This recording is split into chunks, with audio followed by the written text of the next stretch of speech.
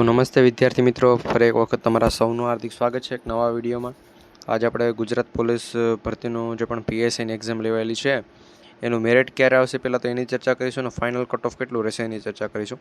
હવે મિત્રો, તમને બધાને એક વાત એવી કેવી છે કે ભાઈ, એક વ્યક્તિ છે કે જેની ચેનલ પર લગભગ 1 લાખની ઉપર સબસ્ક્રાઈબર છે, છતાં પણ એ પીએસઆઈનું કટ ઓફ સચોટ રીતે મૂકે છે, છતાં પણ કોઈ ઉમેદવાર જોતું નથી। તો ખાસ કરી એ વિડીયો પણ જોઈ લેજો, એમાં સચોટ કટ ઓફ આપેલું છે।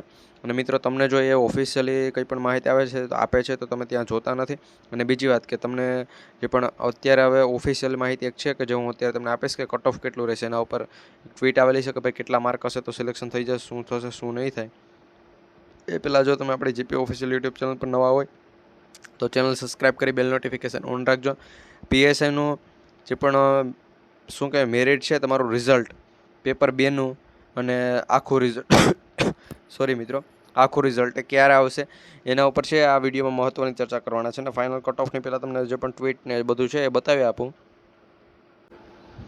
તો મિત્રો, અહીંયા પીએસઆઈના લેખિત પેપરની અંદર મોસ્ટ ઓફલી વાંધાને 40થી 50, 55 એટલે કે એવા મિત્રો પણ છે કે ભાઈ જેને પેપર 1માં 140 હતા અને 160, 70 પણ થતા હોય। તો મિત્રો, અહીંયા તમે સમજી શકો કે કટ ઓફ છે કેટલું રહેવાનું છે, કઈ રીતે કટ ઓફ રહેવાનું છે।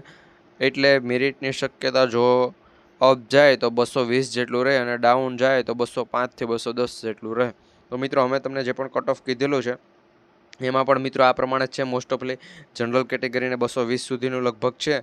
તો એ તમને એક વિડીયો જે પણ બનાવેલો હતો જોયેલો છે તો તમને ખબર હશે કે ભાઈ પીએસઆઈનું કટ ઓફ છે કેટલું રહેવા પાત્ર છે।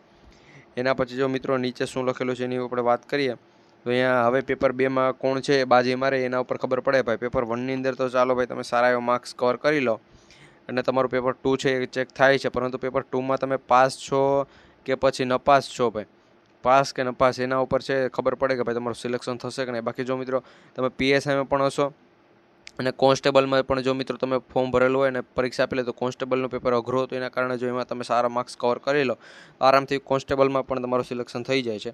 હવે મિત્રો વાત રહી કે આપણે જે પણ શું કહેવાય ફાઇનલ મેરિટ છે, આ મેરિટ લિસ્ટ તમારું ક્યારે આવશે। તો મિત્રો, તમારું જે પણ મેરિટ લિસ્ટ છે એને આના લગભગ 1.5 અથવા 2 અથવા વધારે મહિના પહેલાં ટ્વીટ એક આવેલી હતી ભાઈ, 1.5 મહિના પહેલાંથી લઈ અને 2 મહિના સુધીની અંદર તમારું જે પણ રિઝલ્ટ છે એ જાહેર થઈ શકે, પરંતુ હજુ સુધી રિઝલ્ટ જાહેર થયું નથી। 9 તારીખ બાદનું કહે છે, એટલે મેં તમને કીધું કે ભાઈ 9 તારીખ પછી 9 થી 15 તારીખની વચ્ચે તમારો આવી શકે છે। એટલે મિત્રો 15 તારીખ પહેલાં જ આવી જશે, કારણ કે 15 તારીખના દિવસે છે કોન્સ્ટેબલનું જે પણ છે એ 10 માર્ક ગ્રેસિંગ સાથેનું જે પણ આખી અપડેટ છે આવવાની છે। એટલે મિત્રો 15 તારીખ પહેલાં તમારું છે એ આપી દે એટલે જ મેં તમને 9 થી 15 તારીખની વચ્ચેનું કીધું છે કે 9 થી લઈને 15 તારીખ સુધીમાં તમારું જે પણ રિઝલ્ટ છે એ મિત્રો જાહેર થવાનું છે।